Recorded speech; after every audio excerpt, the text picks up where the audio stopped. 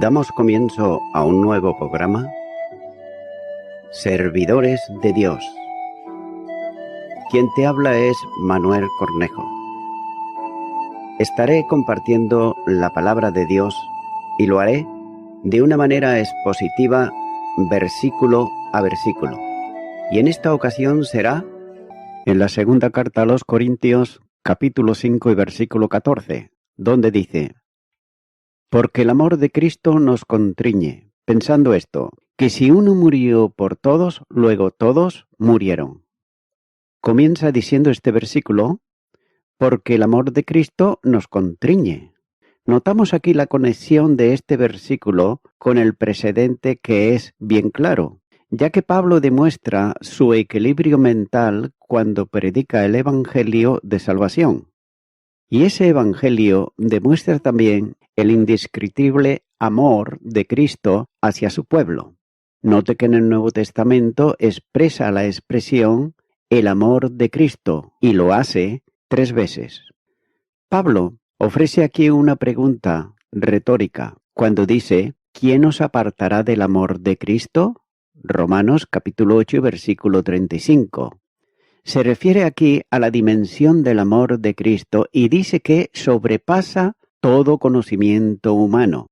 Efesios capítulo 3, los versículos 18 y 19 nos dice: seáis plenamente capaces de comprender con todos los santos cuál sea la anchura, la longitud, la profundidad y la altura, y de conocer el amor de Cristo que excede a todo conocimiento, para que seáis llenos de toda la plenitud de Dios.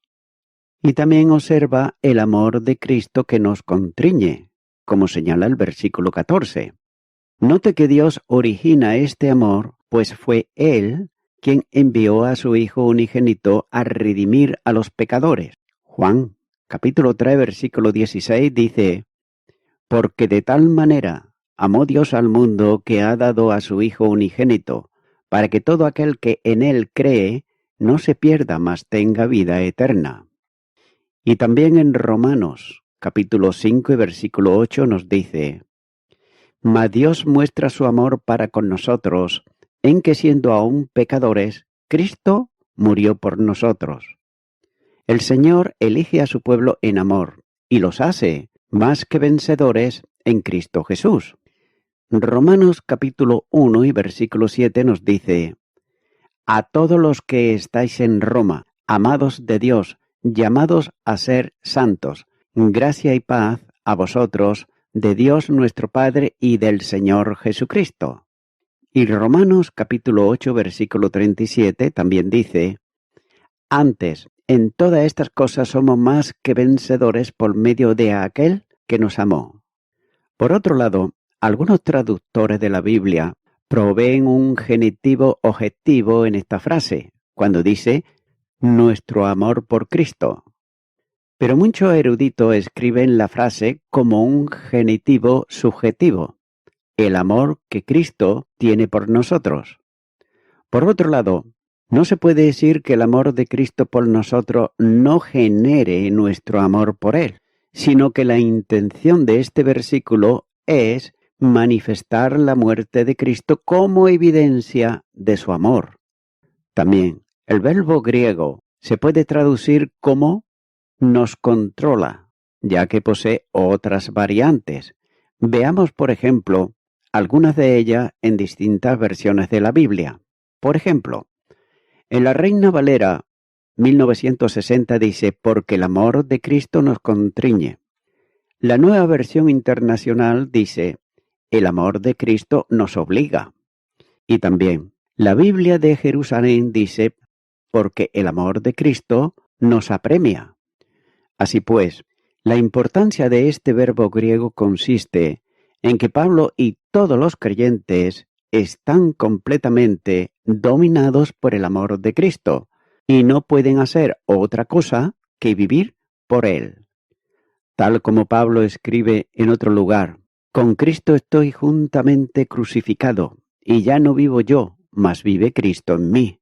Y lo que ahora vivo en la carne, lo vivo en la fe del Hijo de Dios, el cual me amó y se entregó a sí mismo por mí. Gálatas capítulo 2, versículo 20. En cuanto a Pablo, personalmente dice que Cristo lo controla. Y una pretensión semejante sus adversarios nunca la podrían hacer, pues eran gobernados no por Cristo, sino por sus propias ambiciones. Sigue diciendo este versículo, pensando esto, que si uno murió por todos, luego todos murieron. La cláusula aquí cuando dice, uno murió por todos, que con toda claridad expresa el amor de Cristo en el Evangelio resumido, quizás una especie de confesión de fe de la Iglesia primitiva. Nótese la verdad de esta declaración, pues toda la Escritura da testimonio de ella. Por ejemplo, en 1 Corintios capítulo 15, versículo 3 dice, porque primeramente os he enseñado lo que asimismo recibí, que Cristo murió por nuestros pecados, conforme a las Escrituras.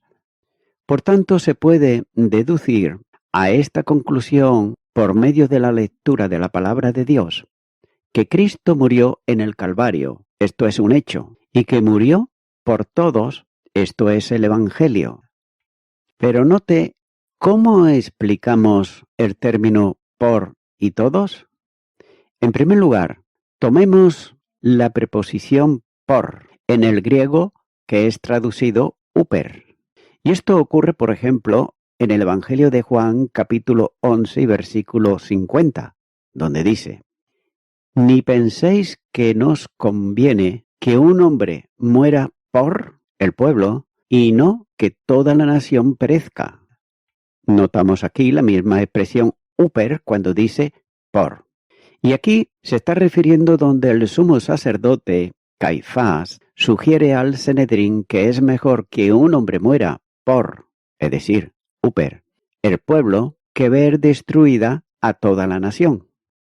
También la preposición uper, con referencia a la muerte de Cristo, significa sustitución, como por ejemplo en las palabras de la institución de la Cena del Señor, cuando dice, esta es mi sangre del pacto que es derramada por muchos. Marcos capítulo 14, versículo 24 y Lucas capítulo 22, versículo 20. Tengas en cuenta que Cristo dio su cuerpo por sus seguidores, y habiendo dado gracias, lo partió y dijo, tomad, comer, este es mi cuerpo, que por vosotros es partido, haced esto en memoria de mí. 1 Corintios capítulo 11, versículo 24. También sufrió y murió por los pecadores. La primera carta de Pedro capítulo 2 y versículo 21 nos dice, pues para esto fuisteis llamados, porque también Cristo padeció por nosotros, dejándonos ejemplo, para que sigáis sus pisadas. Y también entregó su vida por propia voluntad, como señala la primera carta de Juan, capítulo 3, versículo 16. En la declaración de Cristo murió por nuestros pecados de 1 Corintios, capítulo 15, versículo 3, el término uper, es decir, por, nos da a entender que Jesús es nuestro representante y nuestro sustituto, ya que Cristo nos representa intercediendo por nuestra causa ante el Padre. La primera carta de Juan, capítulo 2 y versículo 1 nos dice, hijitos míos, estas cosas os escribo para que no pequéis, y si alguno hubiere pecado, abogado tenemos para con el Padre, a Jesucristo el justo. Y también es nuestro sustituto al tomar nuestro lugar y llevar nuestros pecados, como señala el versículo 21. Así pues, de modo semejante, Cristo nos redimió de la maldición de la ley, al hacerse maldición por nosotros. Gálatas capítulo 3, versículo 13. Cuando la preposición uper ocurre en el contexto de la muerte de Cristo, significa sustitución. Por eso, el hecho de que Cristo por medio de su muerte removió la maldición que había sobre la humanidad es verdaderamente un resumen del Evangelio. En segundo lugar, el objetivo todos ocurre 2 veces en este versículo y una en el versículo 15.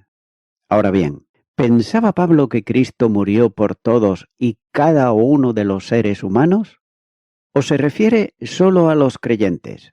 Podemos decir que la muerte expiatoria de Cristo es suficiente para toda la gente, pero eficiente para todos los verdaderos creyentes, ya que Jesús eligió a Judas Iscariote para que formase parte de los 12 discípulos. Sin embargo, lo llama un diablo y a aquel condenado a la destrucción. Juan capítulo 6, versículo 70 y capítulo 17, versículo 12. Ya que sólo aquellos que, por medio de la fe, se apropian de la muerte de Cristo están incluidos en la palabra todos. También debemos de examinar, pues, el uso de esta palabra, primero en la epístola de Pablo y después en los versículos 14 y 15. Ya que tan solo después de haber hecho esto, podremos apreciar plenamente el significado de este pasaje. El uso de todos en las epístolas paulinas no siempre significa universalidad.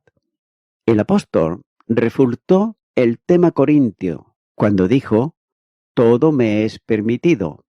Primera de Corintios capítulo 6, versículo 12 y capítulo 10, versículo 23. Y esto es en el contexto de la inmoralidad sexual y de las viandas ofrecidas a los ídolos. Y la afirmación de Pablo es: todo es vuestro. Primera de Corintios capítulo 3, versículo 21. Ya que aparece en una discusión sobre la sabiduría terrenal y la celestial. Como siempre, el contexto determina el sentido de una determinada expresión. Si examinamos detenidamente la redacción de los versículos 14 y 15, nos daremos cuenta de que la expresión todos está modificada por 3 personas o cualidades: el amor de Cristo, que nos gobierna, el pronombre nos y los que viven para Él, ya que Cristo murió por todos los que creen en Él, pues la fe es un elemento esencial de la redención del creyente. A todos los verdaderos creyentes, Cristo extiende su amor redentor. Aunque por otro lado el pronombre nos frecuentemente se refiere a Pablo y sus colaboradores, aquí es lo suficientemente amplio como para abarcar a todos los seguidores de Cristo. Además, este contexto debe de explicarse en armonía con otros pasajes similares. Por ejemplo, Romanos capítulo 5 versículo 18 nos dice: así que, como por la transgresión de uno vino la condenación a todos los hombres, de la misma manera por la justicia de uno vino a todos los hombres la justificación de vida. Y Primera de Corintios capítulo 15 y versículo 22 nos dice: porque así como en Adán todos mueren, también en Cristo todos serán vivificados. Solo aquellos que tienen verdadera fe en Jesucristo reciben la vida eterna, y también son reconciliados con Dios y son justificados. Los que han muerto con Cristo son quienes reciben la vida eterna. Romanos capítulo 6 versículo 8 dice: y si morimos con Cristo, creemos que también viviremos con Él. Hay aquellos que están unidos a Él en su muerte y resurrección y están vivos para Dios. Por consiguiente, todos murieron. Es una breve declaración que parece ser obvia y quizás innecesaria. Pero esta declaración es una continuación de la cláusula anterior, cuando dice: uno murió por todos. Allí el verbo morir tiene un significado literal que alude a la muerte física de Cristo en la cruz. Aquí, el mismo verbo puede tomarse en sentido figurado, a saber, el alzamiento de la maldición de la muerte. Gálatas, capítulo 3, versículo 13 nos dice: Cristo nos redimió de la maldición de la ley, hecho por nosotros maldición, porque está escrito: maldito todo el que es colgado en un madero. Consecuentemente, la muerte de todos los que murieron apunta hacia la muerte que Cristo, en calidad de representante y sustituto de ellos, sufrió por todo su pueblo. Y ofrece 3 observaciones, ya que Pablo deduce una consecuencia de la cláusula anterior al usar por consiguiente, cuando está diciendo por consiguiente todos murieron. En segundo lugar, el original griego dice literalmente los todos, para especificar un grupo particular. Y finalmente, el verbo murieron en esta breve cláusula aparece en pretérito e indica una sola acción. Esta acción ocurrió en el Calvario, pero su importancia es para el presente. En otras palabras, Pablo inequívocamente declara que Dios entregó a su Hijo por todos nosotros, como señala Romanos capítulo 8 y versículo 32. Y ahora parece decir que Cristo murió por todos nosotros. Todos los que murieron, metafóricamente, en la cruz murieron con Él, ya que Cristo y su pueblo forman un solo cuerpo. Primera de Corintios capítulo 12, versículo 27 nos dice: Vosotros pues sois el cuerpo de Cristo, y miembros cada uno en particular. En la cruz del Calvario, Cristo Jesús asestó el golpe mortal a la muerte y liberó a su pueblo de la esclavitud del pecado.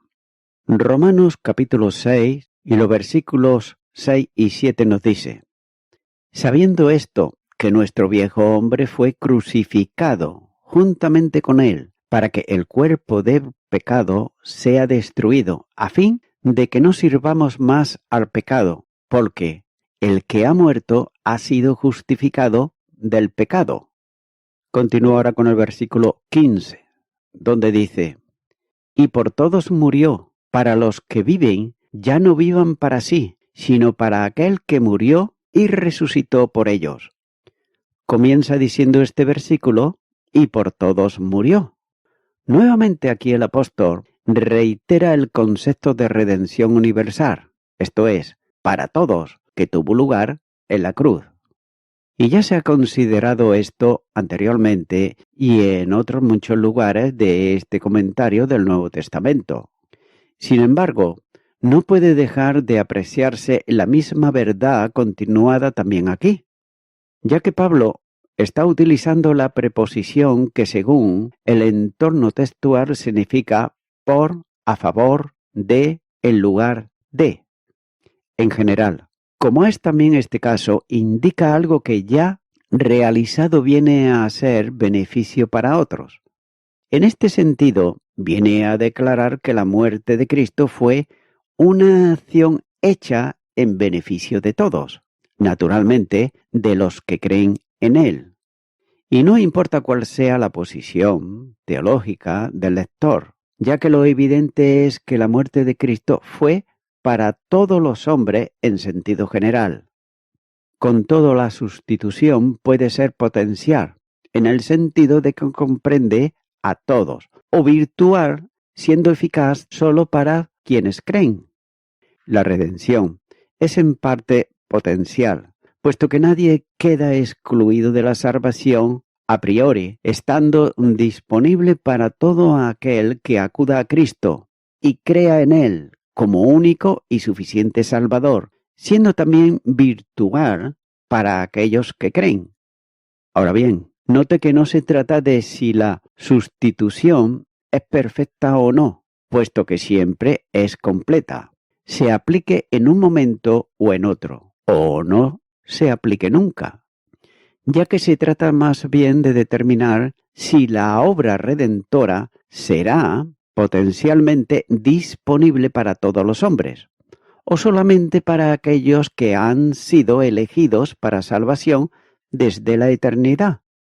Pero a la luz de la Escritura, sin prejuicio teológico alguno, se llega a la conclusión que Cristo murió potencialmente por todos y virtualmente por quienes creen.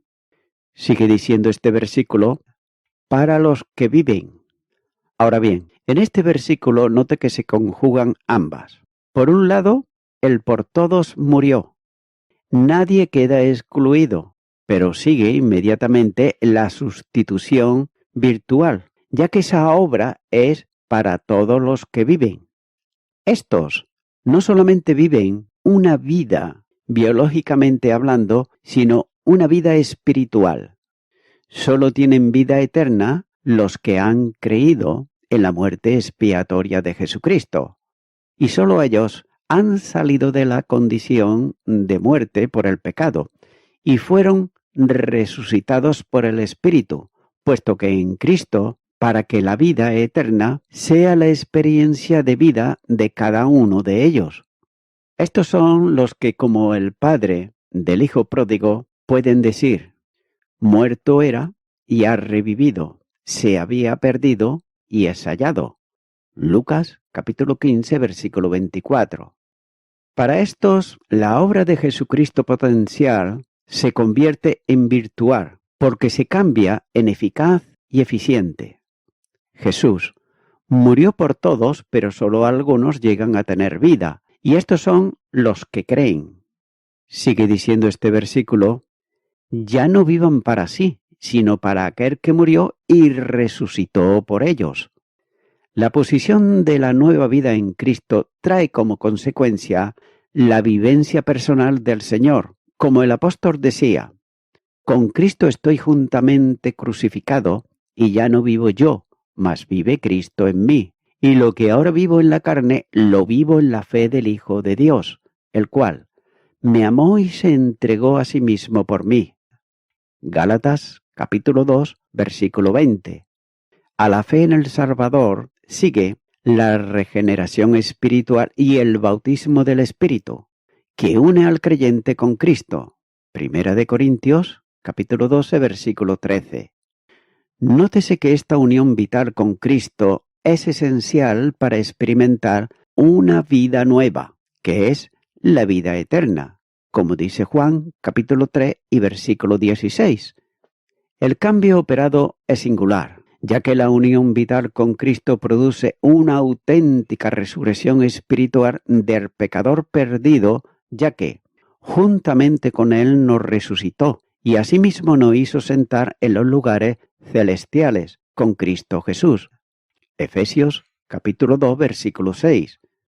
Esta nueva condición no es una modificación de algo anterior, sino una nueva creación de Dios, como señala el versículo 17. También debe de entenderse por razón de la identificación con Cristo, que se produce potencialmente una destitución real del hombre, hasta ahora existente, y su base vital, dominada por el pecado, estableciéndose una nueva experiencia de vida, de modo que el hombre creyente se abre absolutamente a Dios en Cristo Jesús. Crucificado con Cristo, está muerto al poder del pecado, que provee a la ley de elementos de condenación. Y las consecuencias son notables. Por la obra de sustitución, Cristo ocupa el lugar del pecador, condenado a muerte, y éste recibe por la fe a Cristo siendo declarado justificado delante de Dios. Isaías capítulo 53, versículo 4 y Mateo capítulo 20, versículo 28. La consecuencia es real y puede decir que ya no vivo yo, sino que es Cristo el que vive en mí. Es decir, al morir con Cristo en su muerte, también vive en Cristo con Él en su vida de resurrección. El poderoso y resucitado Señor es el poder operante en el nuevo orden de la misma manera que el pecador era el poder de la antigua forma de vida. Romanos capítulo 7, versículo 17.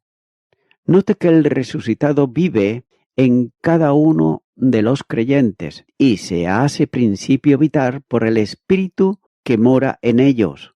Romanos capítulo 8, versículo 10 y versículo 11. Por esa obra de salvación el creyente está dotado para vivir a Cristo, ya que se le ha dado la mente de Cristo, que orienta necesariamente su forma de pensar. 1 de Corintios, capítulo 2, versículo 16. Y también se le ha dotado del amor de Cristo, para que sea capaz de amar en la misma manera en que Jesús amó y puede cumplir el mandato supremo del amor. Como Jesús, también el creyente se entrega incondicionalmente a Dios. El Señor no había venido para ser servido, sino para servir. Por tanto, quien vive a Cristo tiene como razón de ser aquello que había sido forma de vida en Jesús. Y de ahí que el apóstol diga que vive para el que murió y resucitó por ellos.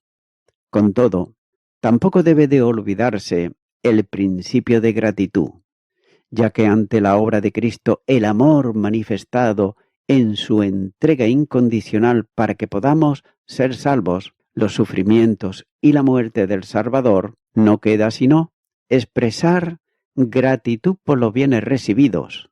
Así lo entendía el apóstol cuando él escribe y dice: Así que, hermanos, os ruego, por la misericordia de Dios, que presentéis vuestros cuerpos en sacrificio vivo, santo, agradable a Dios, que es vuestro culto racional. Romanos, capítulo 12, versículo 1. Esa entrega es consecuencia de entender las misericordias de Dios, el conjunto de actos divinos que desembocan en la salvación. Es, por tanto, cuanto supone la cruz, ya que el cual fue entregado por nuestras transgresiones y resucitado para nuestra justificación. Romanos capítulo 4, versículo 25. La misericordia de Dios es la expresión de la infinita dimensión de su amor personal. Mateo capítulo 5 y los versículos 6 al 8. Esas misericordias dan la consistencia y firmeza admirable de la seguridad de salvación que permiten al miserable traído a misericordia el poder decir: ahora pues, ninguna condenación hay para los que están en Cristo Jesús. Romanos capítulo 8, versículo 1.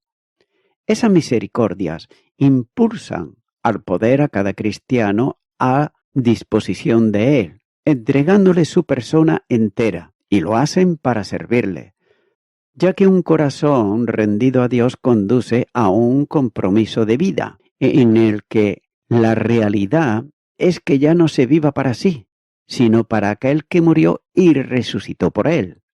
Y esto reviste un aspecto sacrificial, como respuesta de fe del creyente a Dios. De otro modo, Dios no se conforma con sacrificios, ni quiere ofrendas religiosas, sino al creyente en plenitud de entrega agradecida. Y voy concluyendo con esto. El propósito de la redención es que los creyentes, liberados de la maldición del pecado, disfruten ahora de comunión con Dios y además produzcan frutos espirituales y vivan para aquel que murió y resucitó por ellos. Mi amigo, mi amiga oyente, si aún tú no has sido liberado de la esclavitud del pecado, recuerda que el que viene a Cristo, Él lo recibe. Es decir, que no lo rechaza, sino todo lo contrario, que lo recibe, porque Él vino a la tierra, haciéndose hombre y dando su vida en la cruz del Calvario, a favor del pecador y la pecadora, arrepentido y arrepentida. Por tanto, Jesucristo puede salvarte y además librarte de la esclavitud del pecado. Por ello, mi amigo, mi amiga oyente, yo te animo ahora a que tú hagas esta oración para recibir a Jesucristo en tu corazón. Ora conmigo y repite ahí a donde estás y di: Señor Jesucristo, creo en tu palabra y también en tu obra de redención que llevaste a cabo dando tu vida en la cruz del Calvario. Me confieso una persona pecadora y vengo a ti en arrepentimiento, pidiéndote perdón por todos mis pecados. Te abro mi corazón y te recibo como mi Salvador. En tu nombre, amén.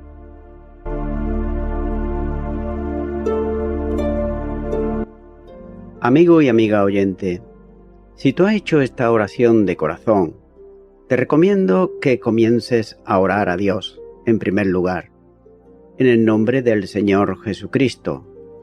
Orar a Dios no es rezar, sino que es hablar con una persona. También te recomiendo que leas la palabra de Dios y lo hagas a diario. Comienza, por ejemplo, con el Nuevo Testamento. Y también, por último, te recomiendo que para que puedas crecer espiritualmente, te congregues en una iglesia cristiano-evangélica, donde se predique, se enseñe y se practique la sana doctrina y la palabra de Dios. Congrégate ahí y con el tiempo podrás crecer espiritualmente y también servir al Señor Jesucristo. Que Dios te bendiga. Y a toda la audiencia, nuevamente ya me estoy despidiendo de todos ustedes y será hasta el próximo programa. Que Dios os bendiga a todos.